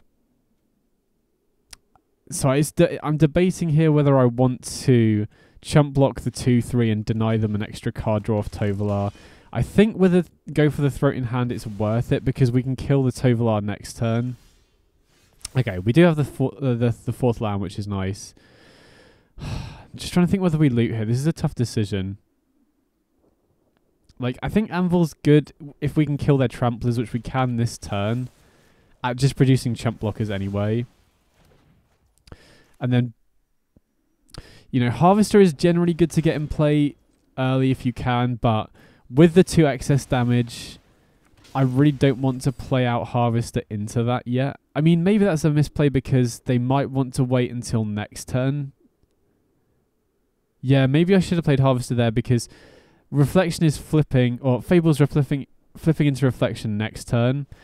And so if they have another removal spell, they can like Molten Impact the Reflection and kill the Harvester. Whereas if they fired off Molten Impact this turn, then they would kind of lose the excess damage. I mean, either way, we're pretty far behind on tempo now because we miss land drops. But we do have the Anvils here, which should help us stabilize somewhat, I think. Now, obviously, the goal here, like, we get completely blown out by another Molten Impact here, but just gotta hope the opponent doesn't have it. If we can somehow untap with Reflection plus Harvester, we have a chance here, but I'm not holding my breath. Okay, they play Rahilda. Wow, so they might not have a removal spell. I mean, either way, we're still behind by quite a bit, but I think we have an actual chance now. So I think we're just in chump blocking mode here. Obviously, we definitely want to chump block the Rahilda because we don't want to give them free cards. And then we'll sack the token in response. I mean, the annoying thing here is that the creatures... I mean, obviously, we don't mind killing Rahilda, but we would really like to kill the Stormseeker. Wow, okay, Shieldred's not bad. Like, obviously, Shieldred's a card that I would normally love to slam, but I think the opponent's too wide for that. So I think what we have to do here is kill the Rahilda with the copy of Harvester, play the Fable, and then get 2 Anvil tokens into play. Because if we just go for Shieldred, I think they can just go wide, especially with the Stormseeker. You know, if they play one more creature, they're likely to just be able to attack around what we've got going on here. Whereas doing things this way... Wow, they have Tovolar. Okay. Doing things this way basically means that we have a much wider board, so we can more easily chump block. So, I mean, even though we did fall behind because we're missing land drops, the opponent has also been stuck on 3 lands for a while. But that is also kind of scary because it means that we know their hand is just full of gas and not lands. Okay, interesting. So they don't haste the Tovolar, and they don't attack with the Stormseekers either, which I'm very happy to see. Because they could have probably forced us to block with the Harvester otherwise. So just trying to think the best way to block here. Maybe this is a waste, but I really want to use the Anvil if possible just to gain us a bit of life. And then we can't let their Wolf attack either. Okay, another land is very nice here because now we can copy the Harvester and play Shieldred as well. So I think I want to wait until their turn to make a copy of the Harvester, because the only thing that we can really kill right now is the Enthusiast, which we're not really bothered about. So their board flips tonight, which is really scary, because now they can give their creatures trample off the Stormseekers and off the Tovolar as well, which is really scary. Unfortunately, there's nothing we could have done about that, because we've had to use our blood tokens up to sack to Anvil. If we were able to keep our blood tokens around, then killing the Stormseeker or the Tovolar with Harvester would have been really desirable, but... Wow, they don't attack with everything. I mean, we're definitely going to make a copy of the Harvester here, for sure. But I feel like... this is tough now, because now they can activate Tovolar to give it trample, right? That doesn't need... X can be 0, so... If they weren't able to give the Tovolar trample, then I think blocks would be a lot easier here. But as things stand, I think we probably have to trade off the Shieldred, which sucks. We would really, really love to untap with the Shieldred if possible, because then we can start, you know, we gain 2 off drawing for the turn. We can gain 2 off sacrificing the blood token. But since they can, you know, the mana that they got just there enables them to give their Tovolar trample. So I think we have to... Yeah, unfortunately, I think we have to block with the Shieldred, or we just take lethal. So we're taking 1 off the copy of Harvester blocking. We're taking none off the Tovolar. So, I mean, we have to block... Oh, no, wait. We're taking 3 off the... Sorry, I'm just working this out. I think this is the right blocks. We lose the Shieldred, unfortunately, but we do get to keep the Reflection plus Harvester. And we get to copy the Harvester to kill a Stormseeker. And then we can activate Anvil again as well. Plus we get Reflection flipping as well, which is pretty useful. I mean, potentially we could just copy Reflection with Reflection, but I don't think we're at the point, you know... We're too far behind to do that at the moment. I think we just have to keep copying the Harvester. So, I mean... Okay, I was going to say, since we've blocked like this, there was potentially a chance the opponent doesn't activate the Tovolar, but it does give them an extra card draw here. Like, it would have been kind of scary, or it would have been annoying if they just not activated the Tovolar and spent that mana committing another creature to the battlefield. Either way, they get to draw 2 here. We do get to clear up a lot of their creatures.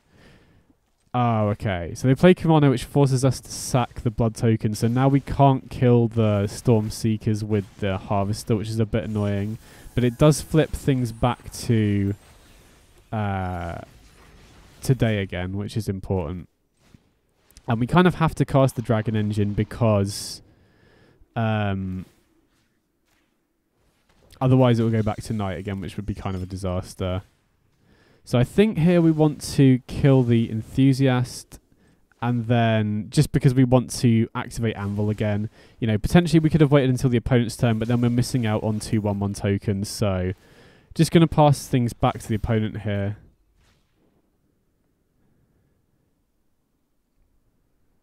So I think we're in an okay spot now, but there's still a lot of stuff, especially if they have a removal spell. We're in trouble here. Wow, okay. Hilana and Elena, that's very good with the +1/+1 counter off Kumano as well, because that'll make the Stormseekers, or whatever they target with it, get +3/+3, because it puts counters on based on Hilana and Elena's power, which is obviously 3 now because of Kumano. And they're giving the Hilana haste as well. Sure. So we'll see if they attack with everything here. Thankfully, they don't have trample anymore. It going to night with Tovolar was brutal because of the trample they had.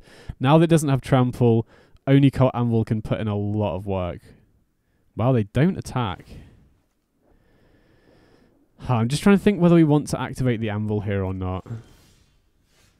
Okay, another land is pretty sick here. So now we can activate Harvester twice, kill the Hilana and Elena and the Stormseeker. Then we can loot away the land to get 2 more Anvil tokens. Wow, okay. I'm very surprised we got that one. I think the opponent probably made some mistakes by not attacking a few times, but we'll take it. So against Werewolves here, I definitely think we want the anti-aggro package here. Mishra is probably too slow. And then I'm just trying to think. And then Brushstroke again, you know. Brushstroke is obviously a key card when you're grinding, but against the aggro decks, it can often be too slow. And out of Fable and Phyrexian Dragon Engine, I think I prefer Engine in this matchup because it can trade off with most of their creatures in combat. So even though Brushstroke is an important card, like I said, against a lot of the aggro decks, I've just found it too slow. You know, if you're getting attacked down and you just tap out for a Brushstroke on turn 3, oftentimes you're forced into a chump block with the Blood Artist, which is really, really bad. So instead, we bring in Brotherhood's End, which is really good at coming out from behind. Phyrexian Flesh Scourger, which is great at blocking and then can turn the corner pretty quickly as well. You know, a 3-point life swing is really, really big in these aggro matchups. And then extra copies of Voltage Surge is also very important at stabilizing in the early game.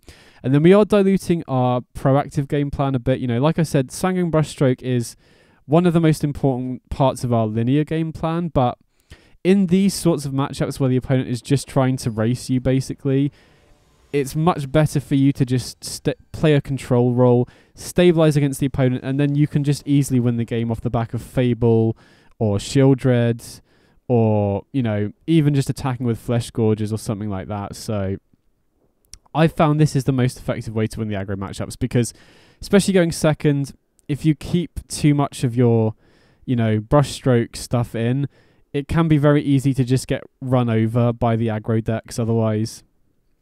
Okay, can't keep a 1-lander, unfortunately. This we can keep, though. And we don't have a second red, which is a bit awkward. So maybe the putback is Brotherhood's End. Although, maybe that was greedy. Thinking about it, the putback probably should have been... Actually, I don't know. It's close. Okay, Epicure is not what we want to see. We really want our 3rd land here. Oh, well, I mean, obviously we want our 4th land for Shieldred. And yeah, maybe I'm going to regret putting back that Brotherhood's End because it is a very important card at coming back from behind. Okay, so they play a Packsong Pup. I think we're just going to play out the Epicure here, and then we can kill the Packsong Pup with the Voltage Surge before it outscales the 4 damage. Because that gains a counter every turn, I think. Okay, so they got Stormseeker.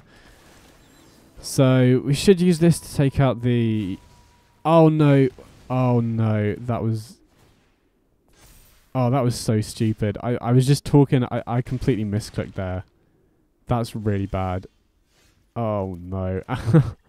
So what I meant to do there was Voltage Surge the Packsong Pup, but because I was talking about the Stormseeker, I just clicked on that instead. Yeah, that was really stupid because now we don't have an artifact to kill the Packsong Pup. It already outscales the Brotherhood's End. Had we Voltage Surge the Packsong Pup like I meant to do, we could have just Brotherhood's End and killed the Stormseeker and the Packsong Pup and the Hilana and Elena. So now I think, yeah, that mistake is really bad. We can't even trade off with the 5/5 now. You know, we need exactly go for the throat, I think. I mean, I'm going to attack here. If they are... I mean, they're not going to double block. I mean, maybe they will. I'm really hoping they block with the 5/5 and the Hilana and Elena. Then we can deal 3 damage to the Packsong Pup and sweep their board. Yeah, they're not gonna buy that. So yeah, we might... That misplay was so bad. Because yeah, like I said, now the only thing that can kill that Packsong Pup is go for the throat. Which is a 4 of, but we need to draw it pretty soon because they're just going to keep pumping counters on it with Hilana and Elena. I mean, thankfully we can trade off with it with Shieldred. That is a potential way to kill it, but throwing away Shieldred like that really isn't ideal. Okay, they're spreading out their counters. I think I just have to trade off with the Paxong Pup, which we wouldn't have to do. We'd probably be able to keep Shieldred alive here had we not. Yeah, that was kind of a tilting misplay. And now they gain 6 life as well.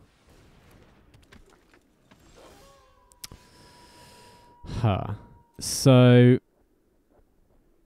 I mean, I guess we could have played the Crossroads on red, used the Voltage Surge. Yeah, okay. I think I misplayed as well a second time here, because I should have played the Crossroads on red, and then I could have used the Voltage Surge to sack the Flesh Gorger to deal 4 to the Paxong Pup, and swept the board the same turn.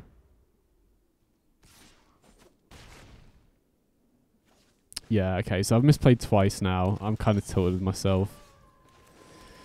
So we'll play the Phyrexian Dragon Engine. That's going to die to the chump block here, and then we can potentially bring it back, but then we, you know, if we bring it back with the Unearth, it has to attack, and then we don't have mana for anything else, so...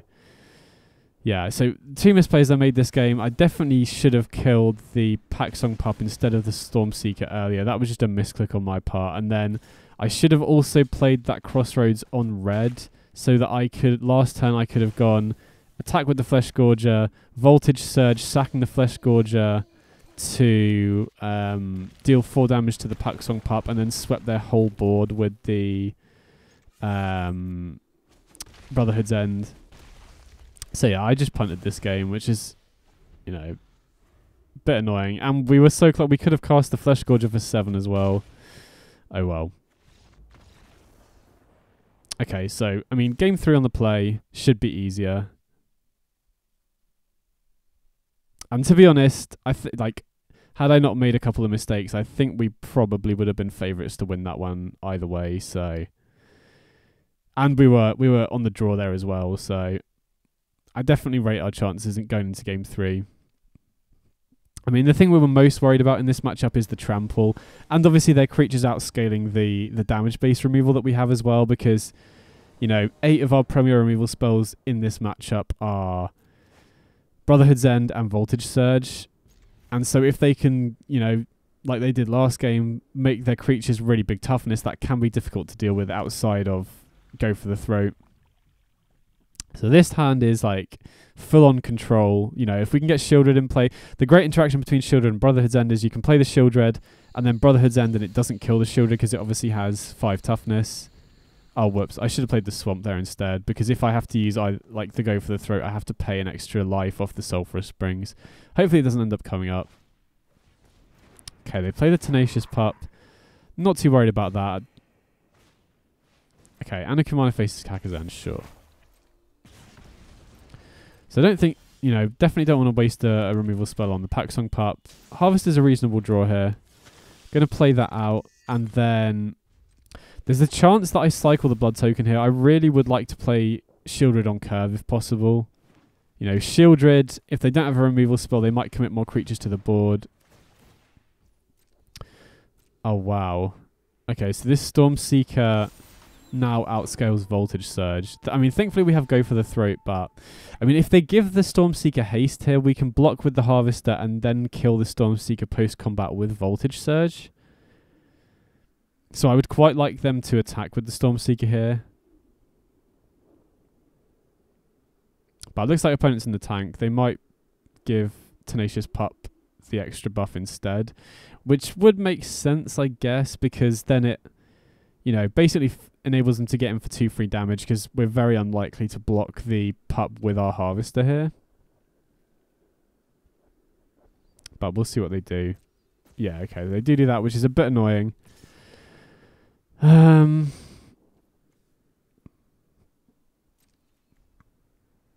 mean, I'm considering the trade here, honestly.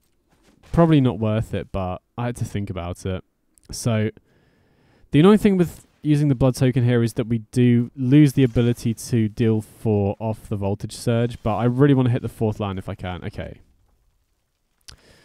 So now, I mean, I would have loved to slam Shieldred, but since they have a 4/5 creature that gives their other stuff haste, I think we have to go for the Throat here. And even though we have Brotherhood's End, you know, I still like committing to the board because Bloodtide Harvester can still kill stuff. And I think it it's more likely for the opponent to have to commit to the board to keep up with us. And then as we trade stuff off, it will probably get to a point where they have more creatures than us, and then Brotherhood's End will become really good. Whereas our other option is to just not commit to the board, which not only is wasting our mana every turn, but is also just telegraphing to the opponent that we have, you know, a lot of removal. Okay, that was weird. I don't get why they didn't use the Abrade pre-combat if they were going to kill the blocker there, but either way, we're just going to slam the Shieldred here. And now, you know... Oh, well, they just scoop it up. Okay, sick.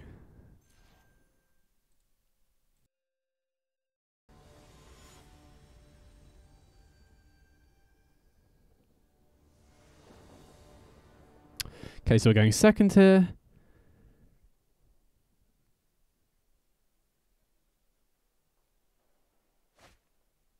And yeah, I think this hand looks pretty good. It's a bit annoying that we have Haunted Ridge and no third land yet, but we can potentially just play the Haunted Ridge on turn 1 and then Crossroads on turn 2 to enable us to play Harvester on turn 2. And then we can always loot away, you know, loot away the Dragon Engine to try and find additional lands as well. And then we also have the Mishra, so we could potentially, you know, if we keep hitting land drops, we could potentially set up for a turn 5 meld, which would be pretty sick. So, okay, so opponent leads on Tenacious Pup here.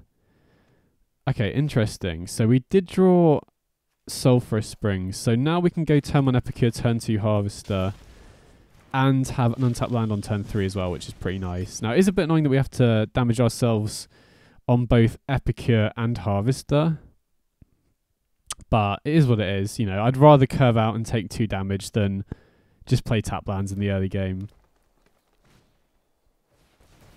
Okay, Llanowar Loam Speaker. So, that's a bit concerning because we really don't want the opponent to ramp into, you know, if they're playing a ramp deck, letting them get ahead to something like, I don't know, like if they're playing a red-green deck, letting them ramp into like a Minsk and Boo or something is really scary. So even though I'd love to play Harvester out there, I think I'm just going to take out the Loam Speaker before it gives them any more ramp, you know, just to slow them down a little bit. Kodama of the West Tree. Okay, so they might be playing some modified aggro list maybe. So I'm going to play the Harvester out here, and then I think I'm just going to loot away the Dragon Engine because, you know, we really want to hit lands here if possible. And, you know, again, ideally I would love to meld the Mishra on turn 5 if possible.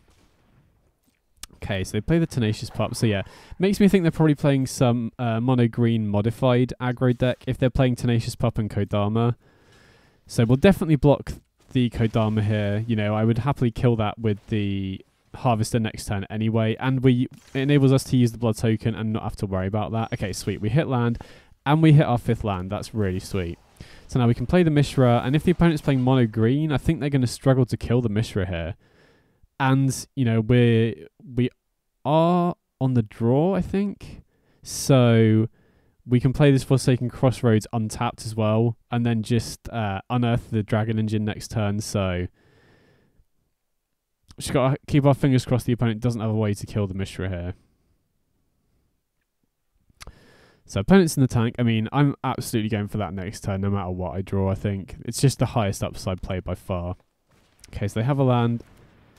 Wow, Unnatural Growth. Okay, I mean, that's a scary card for sure, especially because our deck doesn't really have good ways to interact with enchantments. I'm not running Invoke Despair anymore just because I felt like not that many decks were running enchantments, and it just felt quite hard, like hard to set up. Oh, whoops. Okay, that was a mistake. I didn't mean to activate the Dragon Engine there. I mean, it worked out because we drew some good cards, but I meant to keep that hand. I didn't mean to use the Dragon Engine there. Either way, we get to meld into Mishra here, force the opponent to discard the last card. I'll kill one of their creatures, and then obviously you need to give -1/-1 as well so that we can actually kill one of their creatures with the 3 damage. And then if they don't block, they go down to 9, and then, you know, if they're playing mono green, they're not going to be able to kill Mishra here. So I guess it is an artifact though, right? So if they have like a disenchant effect, okay, yeah, sweet. Yeah, I don't think I've lost a single game where I've melded Mishra.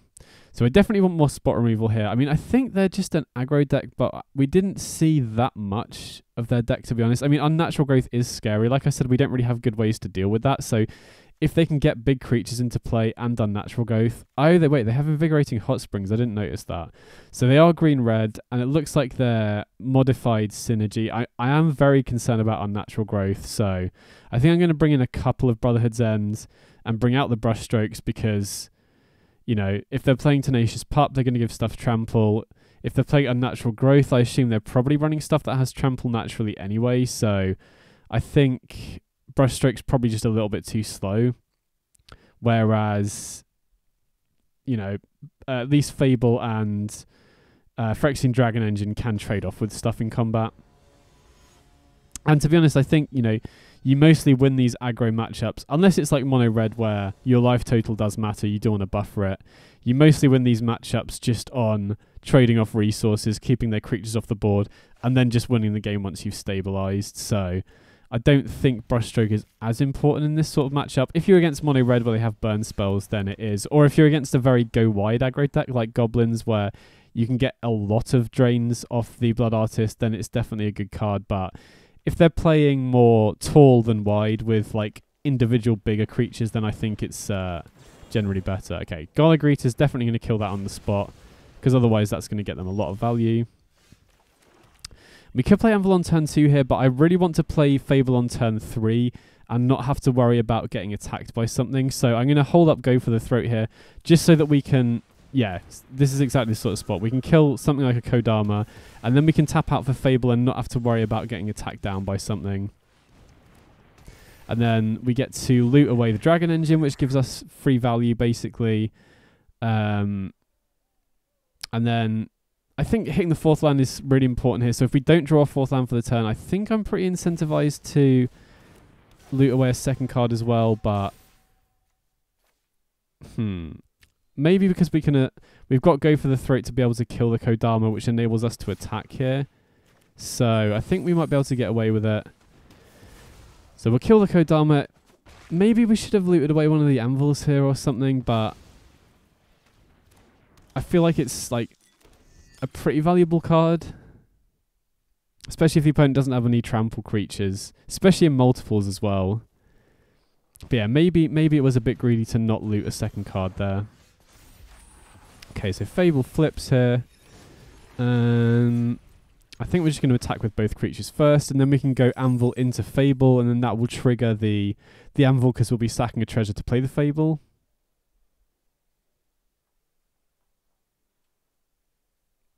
So we'll see if the opponent blocks here. I mean, they probably should block the 2/2 because there's not really anything in the format that deals 1 damage. Or any combat tricks that Rakdos is likely to be running. But yeah, either way, we'll just play the Anvil here into Fable, and then using the treasure, we'll trigger the Anvil to put a token into play. And now I feel pretty good about this spot. You know, we're pretty ahead, we're pretty far ahead on board. We have Dragon Engine in the graveyard as well. We have a second Anvil to get online, so I think it's going to be very hard for the opponent to get back into this one. Oh wow, okay, maybe. I spoke too soon. Okay, Titan of Industry is probably the worst card, like the worst case scenario here, because they can kill the Reflection, which stops us copying the Harvester, and they can gain life or make a 4/4. Wow, they go off the Anvil. I mean, with a Harvester in play, that has to be a mistake, right? Because now we can just... I guess we can't... I guess we can, yeah. We can kill the Titan here with the Harvester here, the copy, and one of... Like, since we drew a second one, we can basically afford to get rid of one of them and still have removal next turn. So that was quite a lucky top deck on our part. It could have been difficult to beat the Titan afterwards, especially if they have it in multiples, but... Yeah, I think they just got to the Titan too slow for it to matter. Yeah, okay, sweet. We got there. Nice.